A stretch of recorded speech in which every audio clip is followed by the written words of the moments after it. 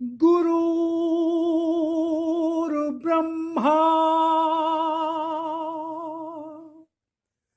गुरुर्विष्णु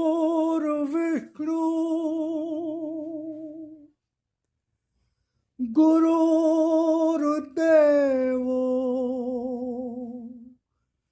महेश्वरा गुरुर्साक्षात्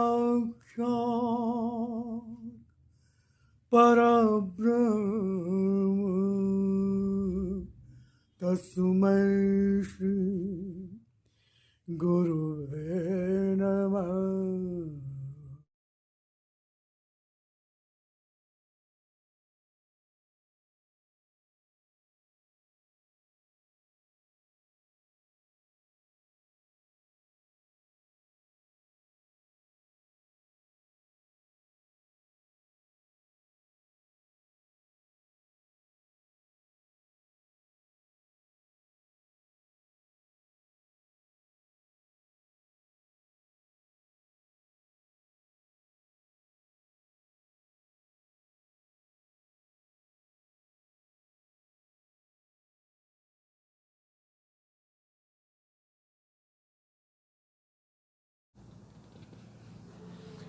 ओम शिवारी, नमस्कार। आपका स्वागत है। मैं ईश्वर प्रणा से एक नई श्रृंखला का शुभारंभ करने जा रहा हूँ। भगवान की वाणी आदेश है ईश्वर का, के खंड का आदेश है ईश्वर के नाम से जो वाणी के खंड हैं उनका मैं वाचन करूंगा, क्योंकि आदेश है ईश्वर का भक्त के लिए। तो ये जो मैं सीरीज़ बना रहा हूँ या जो वाणी खंड के बारे में जो ज्ञान देता हूँ, वाणी का ज्ञान, प्रभु का ज्ञान जो आप तक पहुंचाने का कार्य करता हूं, ये मूलतः उन्हीं के लिए है जो भक्ति करना चाहते हैं और सच्चे अर्थों में भक्ति करना चाहते हैं, भगवान को पाना चाहते हैं, जिनका एकमात्र उद्देश्य, एकमात्र लक्ष्य भगवत प्राप्ति है। और भगवान को प्राप्त करने का सबसे सरल और सुगम रास्ता है भक्ति मार्ग। ज्ञान मार्ग भी है, कर्म मार्ग भी है, लेकिन भक्ति मार्ग सबसे सरल रास्ता है, क्योंकि भक्ति मार्ग में चलने वाला जो भी साधक होता है उसकी उंगली भगवान पकड़ कर चलते हैं। भक्त में अपनी कोई क्षमता नहीं होती, कोई सामर्थ्य नहीं होती, उसमें कोई अहंकार नहीं होता, कोई वो नहीं होता। वो सब कुछ भगवान को समर्पित कर देता, पूर्ण समर्पण, पूर्ण स्वीकार। तो उसका पूरा दायित्व तो भगवान अपने ऊपर ले लेते हैं और वो भगवान के पीछे पीछे उनका आदेश पालन करते हुए, बिना कोई कुछ भी सोचे विचारे, बिना अपने दिमाग, अपनी बुद्धि लगाए, बिना लाभ हानि का विचार किए, पूर्ण विश्वास के साथ में, पूर्ण समर्पण स्वीकार के साथ में कि भगवान का जो भी आदेश है उसका हमें पूर्ण रूप से पालन करना है।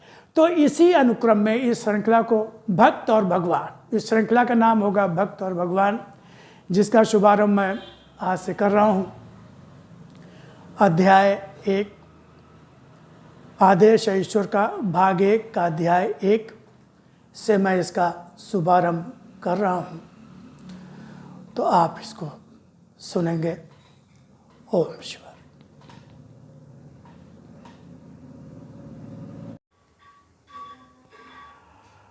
ओम शिवारी। आदेश है ईश्वर का, भाग 1 अध्याय 6 अर्थात 6।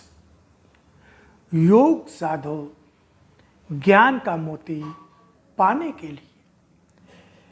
6 जनवरी 1996, 1996, 6 जनवरी 1996।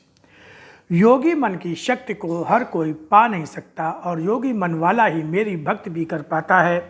और कर्म भी जन्म जन्मांतर के संस्कारों ने मनुष्य को इतने भ्रम दे दिए कि वह योग में विश्वास तो करता है, योग साधने के प्रति भी करता है, अथवा जिस प्रकार से तुम्हारे संसार में योग साधना सिखाया जाता है, यह योग वास्तव में उस रूप में चेष्टा में नहीं होता है जिसके विषय में मैं अनेकों बार बताता रहा हूँ। आज तुम्हारे द्वारा जिस रूप में योग साधा जाता है वह भक्ति अथवा मेरे लिए कर्म करने का रास्ता नहीं है। इस तरह से वह वास्तविक योग हो ही नहीं पाता है। और जिस तरह समझते हो कि वह स्वस्थ रहने का साधन है, यह भी तुम्हारा भ्रम ही है। योग जब तक मन में संयम और संतुलन नहीं बन सकता है तब तक किसी भी प्रकार योग साधा ही नहीं जा सकता है। शरीर की तमाम आवश्यकताओं को खत्म करने की बात मैं भी नहीं कहता हूँ, किंतु किसी भी तरह की किसी भी प्रक्रिया के बांधने की बात भी नहीं कहता हूँ। प्रक्रियाओं के द्वारा क्या कोई योगी हो सकता है? संसार में जन्मे तो संसार के बीच ही रहो, संसार में आँख बंद करके नहीं, आँखों को खोल कर रहो। खुली आंखों से संसार में क्या हो रहा है यह भी देखो कि किस कर्म के द्वारा किस प्रकार का जीवन जीते हुए मनुष्य का अपना रूप क्या होता जा रहा है। फिर इसी संसार में यदि मेरा नाम भी जानते हो, मेरी शक्ति, मेरे गुण, मेरे अस्तित्व को यदि जाना है तो उसे भी देखो और पहचानो।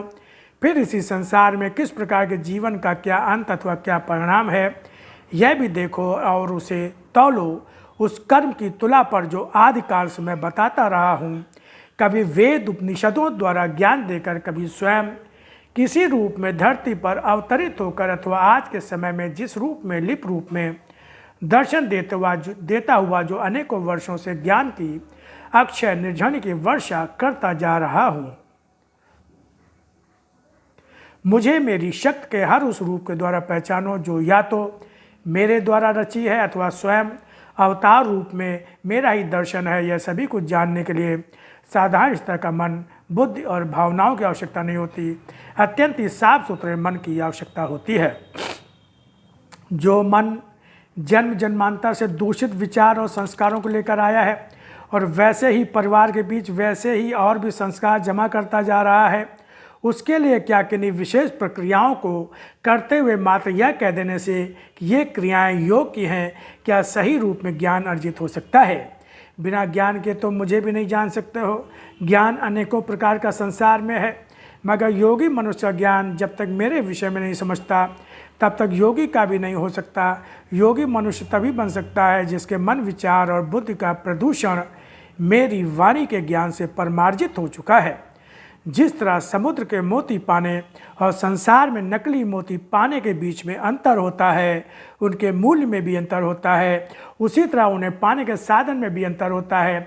साथ ही असली कहा जाते हुए भी जो मनुष्यों से प्राप्त भी होता है वह हमेशा ही सच्चा भी नहीं होता, मगर मूल्य बहुत बड़ा ही चुकाना पड़ता है। किंतु जब समुद्र से मोती पाया जाता है तो वह मोती सही अर्थों में 100% सच्चा भी तो होता है, मगर उसका मूल्य रुपयों या सोने चांदी के द्वारा नहीं दिया जाता, उसे स्वयं उस समुद्र में डुबकी लगाकर ही पाया जा सकता है।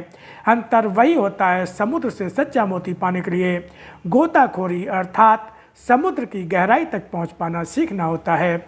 अगर समुद्र में ऊपर ही मोती पाना चाहोगे तब तो नहीं मिलेगा।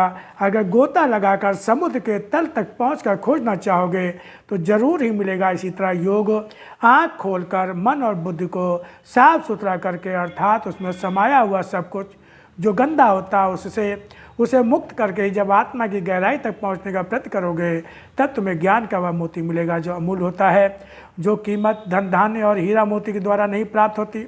इस मोती में जो होता है वह केवल शरीर के गहने में सजाकर शरीर की शोभा नहीं बढ़ाता, संपूर्ण जीवन की शोभा बढ़ा देता है। जिस तरह कितने भी रूपों में धन धान्य बिखरा पड़ा हो, तुम्हारी तलाश तो सबसे अधिक महंगी वस्तु की ही होती है, उसी तरह सच्चे पारखी की तलाश भी आत्मा में समाये उस ज्ञान की होती है जो जीवन की सुंदरता स्वयं बन जाता है, जिसके द्वारा जीवन ही बदल जाता है। यह ज्ञान का मोती तो रास्ता भी देता है, मेरी शक्ति का दर्शन भी देता है, मेरा साथ भी देता है और ऐसी शक्ति भी देता है जिसके द्वारा जीवन में मिलने वाली हर बाधा पार भी की जा सकती है। सत्य सत्य, धर्म धर्म की पहचान भी देता है और सत्य का आश्रय लेकर बड़े से बड़े असुर को परास्त करते हुए निर्भयता के साथ जीवन जीने का बल देता है। इसी मोती को पाने के लिए योग साधो, अर्थात जीवन में जो भी मिले सभी के बीच सभी पर विजय प्राप्त करते हुए रहना सीखो। सभी के साथ मिलकर चलने लगोगे तो साथ साथ ही आसुरी शक्तियों का साथ भी तुम्हारे जीवन को प्रभावित करता जाएगा और असुरों से लड़ने का बल भी नहीं देगा। भय संसार से पहले अपने अंदर की उन शक्तियों से करो जो कब सहसा ही शरीर पर अधिकार करते हुए तुम्हारा अपना रूप ही असुर का बना देती हैं। असुर और देवता में केवल उनके गुणों और कर्मों का अंतर ही होता है, और अगर गुण अवगुण का अंतर पहचानने लगोगे तो निश्चित रूप से गुणों का ही संग्रह करोगे और गुणों को जीवन से दूर ही हटाने का प्रयास करोगे। गुण अवगुण की परिभाषा जानना चाहोगे तो तुम्हारे सामने मेरी शक्ति के अवतरित रूपों के जीवन का दर्शन भी है और मेरी वाणी के द्वारा दिया हुआ ज्ञान भी है, जो कभी वेद उपनिषदों के नाम से जान सकते हो या फिर आज मेरी वाणी के हर अक्षर का सहारा लेते हुए आगे बढ़ते हुए स्वयं जीवन के एक ऐसे रास्ते पर पहुंच सकते हो जो रास्ता मुझ तक आता है। आवश्यकता होगी स्वयं को समर्पित करते हुए जीवन का लक्ष्य धर्म और सत्य बनाते हुए गहरी अंधी आस्था लेकर आगे बढ़ने की चेष्टा करो। एक निष्ठ विश्वास स्वयं ही लक्ष्य बन जाएगा। एक निष्ठ विश्वास मात्र मुझ पर ही रखो। मेरी वाणी को जीवन का आधार, जीने का आधार, कर्म का आधार बनाओगे। जीवन में कुछ ऐसा ही पाओगे जो स्वयं ही किसी योगी की उपलब्धि होता है।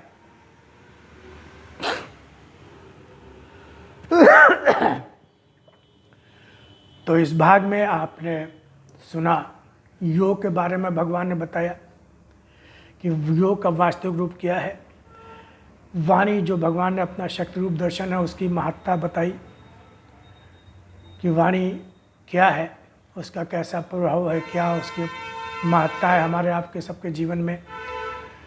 तो अब अगला अंश आपको अगले भाग में 1/7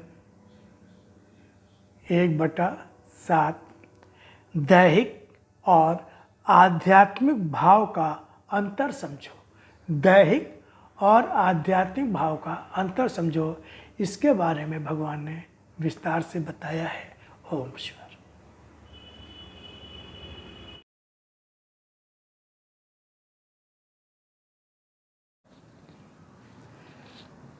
तो आपने अभी